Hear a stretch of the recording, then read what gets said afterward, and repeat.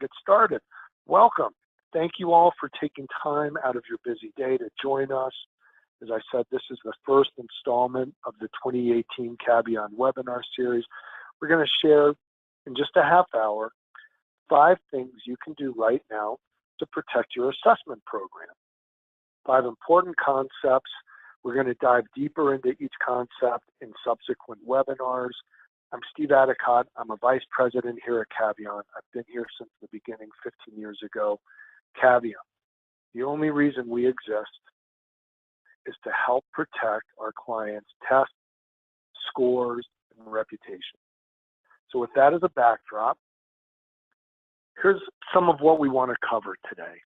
We want to share some best practices around how each of you in your district or state can begin to analyze the threats, test security threats to which you're exposed and the risks associated with those threats. And once those have been prioritized, things you can do to protect your program in terms of reviewing your policies and procedures, implementing a site monitoring program, and how you might respond to different types of test security incidents. We feel like this is critically important for a number of reasons, but I love this visual. Right now, you're looking at the Validity Triangle. This diagram was coined by a testing professional, Phil Dickinson, of the National Council of State Boards of Nursing. He is the top individual for our country's nursing exam, which certainly is very high stakes. I think we've all been touched by nurses, and so we all appreciate that they have requisite knowledge and skills. So for years, Phil felt that for him to trust a score, to say this person has what it takes to be a nurse in the U.S., he needed great content that was psychometrically sound. But over time, in dealing with different kinds of issues and instances, that thinking evolved to what we see here, where in order for him to trust a score, it requires equal parts content, psychometrics, and security. And so that's really why we're gathered today. We want to trust state assessment and other high stakes tests in K-12 because we use those scores to make such important decisions around student careers, educator careers, accountability, where the money flows. We want to be able to trust the scores. And unfortunately, we live in a time where continually, consistently, people try to undermine security and artificially inflate scores. Yesterday, I was doing some quick searching and found a number of test fraud situations reported in the media. There's this one. As a result, schools too often have taken shortcuts to better their numbers. They've taught to the test and in some cases have engaged in outright cheating. It's just from last month. Here's another one where hundreds of scores were invalidated based on evidence of systematic cheating at a charter school. And we're inundated with situations like these. We need to trust the scores. We want to trust the scores to make important decisions, but people are continually undermining security. So at Caveon, we espouse the importance of a protection process, a test security protection process. And our thinking has evolved over time to reflect what's pictured here. Before I can consider how I want to protect my program, I need to understand the threats that I'm exposed to and the risks associated with those threats in eroding the validity of my scores. Once I've prioritized and understand the risks associated with prioritized threats, I can begin to implement components of protection to prevent bad things from happening deter people from doing bad things, detecting when bad things happen, and responding appropriately. And then at some point, ideally, regularly, maybe quarterly, that would be great, annually, at the end of a big administration perhaps, I want to evaluate the components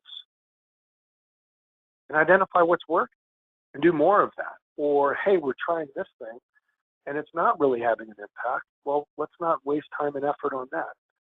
So evaluate the protection components in an effort to continually improve.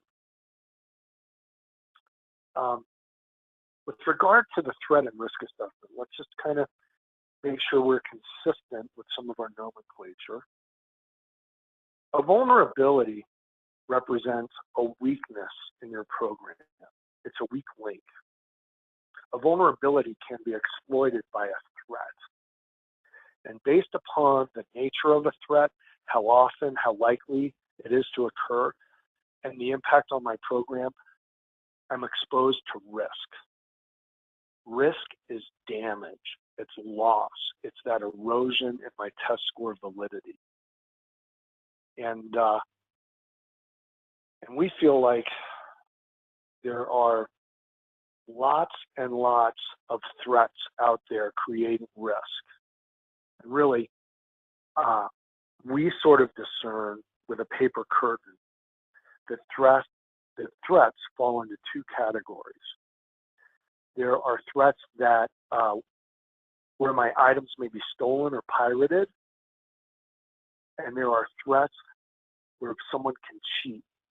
Cheating is where I seek to artificially inflate my score. Theft is where I look to steal items so that I might help other people inflate their scores at some point in the future. Let me give you an example.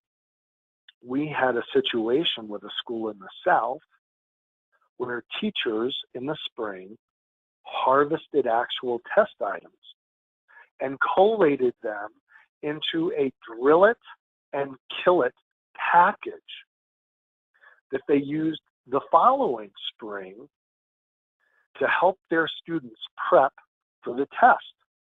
So we had a stealing threat. The teachers were harvesting the items inappropriately and then using that pre-knowledge to help the students cheat and gain unfair advantage. Another example that we see very often is inappropriate coaching during a test.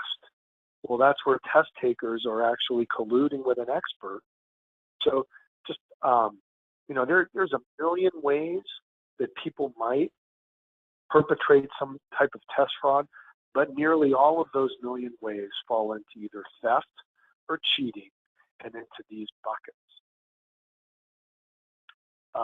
We feel like this is so important because you simply cannot protect against every possibility and every threat. We feel it's really important to dive deeper and understand the threats that are most vexing for your program and the risks associated with those threats. So we built an online risk assessment tool. Here's the URL.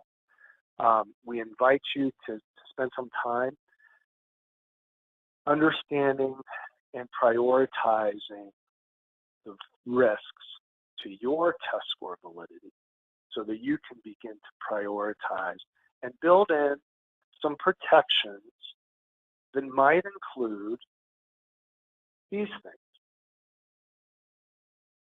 Through the rest of this session, we want to talk about the importance of reviewing your policies and procedures from the perspective of test security in preventing untoward things from occurring.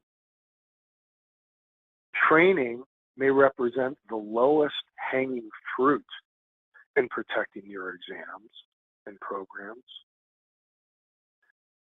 Site monitoring, actual live monitoring of test administrations, is an incredibly useful tool for deterring people from doing bad things and detecting when things occur.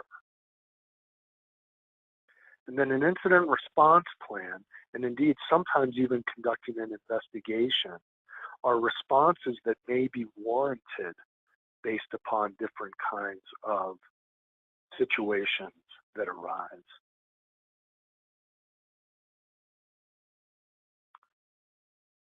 So diving in, reviewing policies and procedures. It is the case that at Caveon, we have conducted well over 100 engagements where we essentially measure a program's policies and procedures against about 300 best practice standards. And these standards are available to you. We have contributed them to important test programs like, or test organizations like CCSSO, the Council for Chief State School Officers, the Association of Test Publishers, the International Test Commission, ANSI, the American National Standards Institute. And we feel it's important that whether you use a third party like Caveon or your own internal exercise, that you measure how you operate, how you conduct your business from the perspective of test security against best practices in all types of program areas, roles and responsibilities, security planning, what happens during the day during administration. Because what that exercise yields is so illuminating. It's profoundly illuminating. It yields a celebration of your security strengths. Hey, here's everything we're doing. That is best practice. That is world class. However, it will also identify your vulnerabilities, chinks in your program's armor that could be exploited by threatsters and result in real risk and damage to your programs, to your reputations, and to those precious test scores. You can tell we get pretty impassioned when we talk about policy and procedural reviews. I'll get off my soapbox a little bit, but move to the next piece, training. Training's so key. And again, talk about maximum impact with minimum effort. So every spring, everyone on this webinar confronts all kinds of situations. Some are easy, some are hard, but those situations that arise can inform and improve test security training for this spring, where there are things that seem to be happening on an unusual frequency or things that were particularly vexing or challenging. Well, how can we elevate the knowledge and skills of our folks to minimize the frequency of those things happening or minimizing the impact of those things happening? And how can we incorporate what we've learned into our materials? Testing doesn't have to be something training doesn't have to be something I endure. It can be fun, it can be entertaining. And I think all of us appreciate the opportunity for professional development. So let's kind of review what we've got as training materials, augment what we've got, what we've received from the state with what we've learned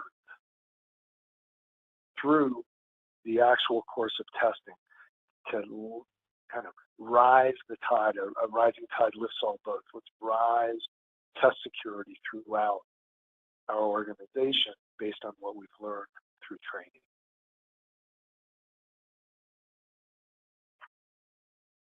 Plan for monitoring test administrations. This is where state folks and or district folks are down in the trenches, visiting the schools, gaining an understanding of what is really going on. One of my colleagues, Mark Weinstein, who heads up Caveon Investigative Services, where we actually train state and district folks on conducting site monitoring, he always says, you know, if you've gone to an event, a concert, a performance, and the next day someone says, oh, how was it? You always say, oh, you had to be there. And that's really the case. To understand what's truly going on during test administration, you got to be there. And we're not talking about sending in stormtroopers. We're talking about sending two folks to go in and gain an understanding of the good things and maybe the things that need improvement during an administration of a high-stakes test. And just some and it's also important to note that site monitoring is required by things like federal peer review. Now, just some tips for monitoring. It can be announced and unannounced. If you want to gain a real insight into what really goes on, send some unannounced monitors. And how are you going to identify the schools to maybe we saw something in the spring, heard something in the spring about a school that was concerning. We want to see what has changed in a year. Or maybe there's some schools that have been high performing and really not of concern for a number of years. Well, what are they doing that's different? Can we discover what it is that's unique about them and bottle it up and distribute it throughout the rest of the district or state? Really important to have some basis for who is being monitored, which schools, and then what's happening during the monitoring. We want the monitors there to see the entire process. Get there early when the school test coordinator and principal are on. The whole sort of soup to nuts of the administration that day. We want to see different tests, kind of multiple assessments. And this is really key. What's the process that's being followed? We want to have objective tools. We want to have trained monitors. We want consistency and rigor through all the monitoring that's going on throughout the district or state. Next piece. Security incident response plan. This is critically important. I have a colleague, Dr. John Freemer. His father was a New York City firefighter for decades. And John shares stories of his father sharing that the time to figure out what you're going to do in an emergency is not when the house is full of smoke and the door to your room is red hot because of flames on the other side. No. You want to figure out your response to different kinds of situations and emergencies in the cool light of day with a calm head when you're not under pressure and duress. What we're talking about responding to involve these kinds of things that you see every spring. It's things are whirring past you. You've got proctors calling in. You've got tip lines chirping. You've got parents pounding. You've got states calling and saying, hey, the vendor saw this and these statistics. What are you going to do? It may be identified that there's inappropriate sharing of content through social media and the internet. So those are the kinds of things that can be addressed with your security incident response plan. It's your standard operating procedure in dealing with all of those things that happen in the spring, all those things that happen with different sort of priorities. So your security incident response plan, something happened, well, what's invoked? What's the procedure? And who is involved? Whose role is it to take on that sort of an issue? And Kipling wrote about 6 honest serving men.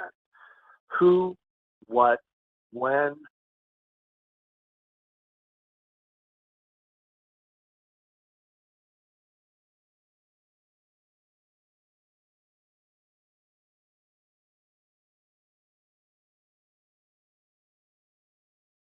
different levels of severity.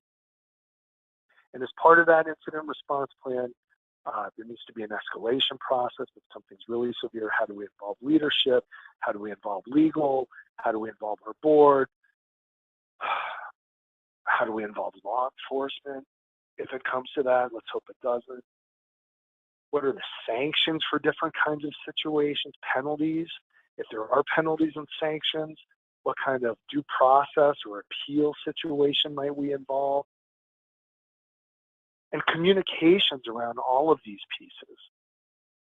How are we communicating with parents, with the board, with internal and external stakeholders? And again, hope it's not necessary, but how do we communicate with the media? Test security situations tend to be incredibly newsworthy and salacious. We're talking about situations that involve public money, public institutions, our kids. Are you kidding me? There's, as we saw earlier in this session, and there's so many articles around test security issues. So it makes a lot of sense to be proactive in your communications. And we've actually done hour-long webinars on crisis communications. Very important.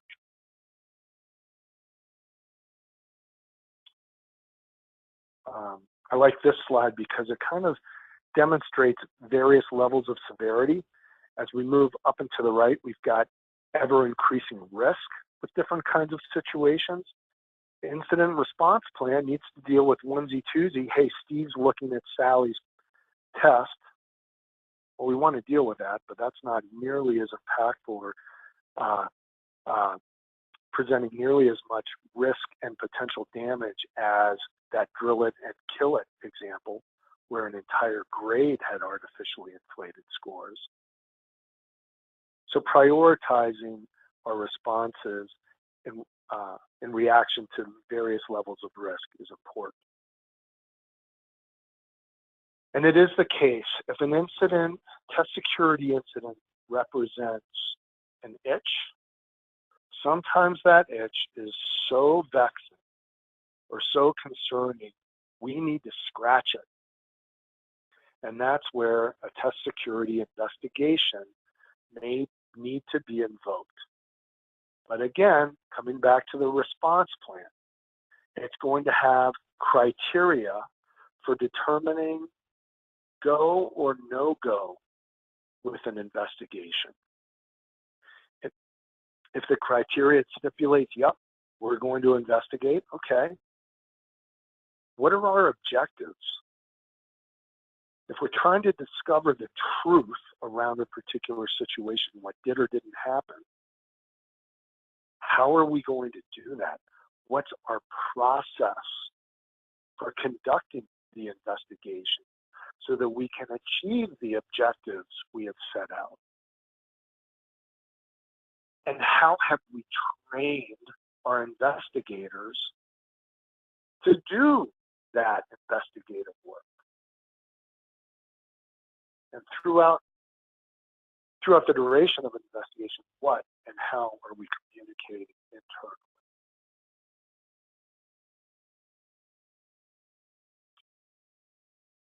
A little bit more detail here. The investigation process, which is part of the incident response plan, should include things like, how do we identify evidence? How is that evidence gathered, stored, archived, analyzed? How are we making determinations or findings regarding that evidence and reporting on it objectively, non-emotionally, not subjectively? Hey, we think we saw this. No, no. Black and white, very clear. We did this. We found that. Based on that finding, here's the conclusion of the investigation. I'm not an investigator, by the way, but I do understand the importance of clear, consistent process on these topics. And then, well, just to that point, understanding the importance of clear process and training.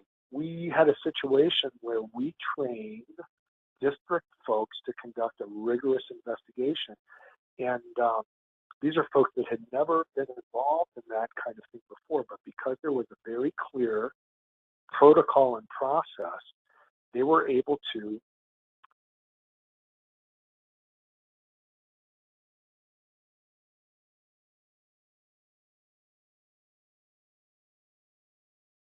kind of thing that should be the goal and hopefully the result of a rigorous investigation. And then, what do you do with the results? How do you leverage the investigation to get better at test security for next spring so that we can have ever greater confidence in our test score validity? How do we communicate the results?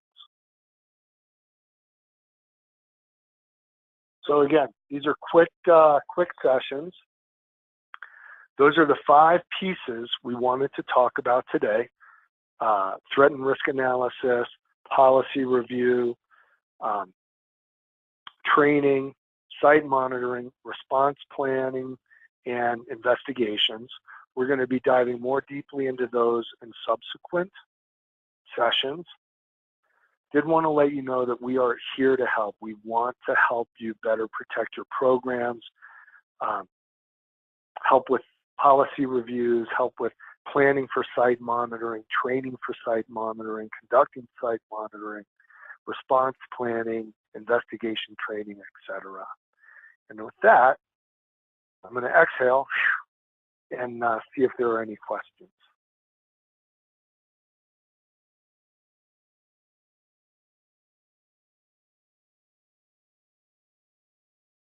Sally, are there any questions?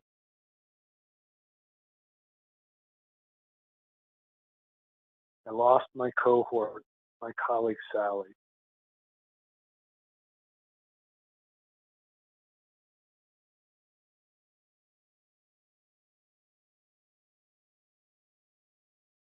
One of the things that looks like there's a question here on that the state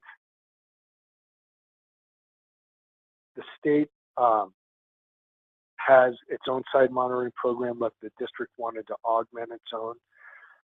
Kind of 3 things to get started on your own site monitoring program. Policies and procedures, that's first. Training around the site monitoring, and then tools that ensure consistency with district and state policies and procedures, and consistent use of those tools. And again, we'd love to go deeper into any of that with any of you that may be interested in learning more around a district level site monitoring program. Well, I've got 10:30. We want to be very respectful of people's time. We greatly appreciate your participation in today. Please come and visit us at caveon.com. We strive to create tools and information that we hope you'll find useful. So come spend some time with us online. And we'll see you next time. Look for information from our colleagues on the next in the series where we'll dive deeper into these subjects. And with that, thank you very much and have a great day.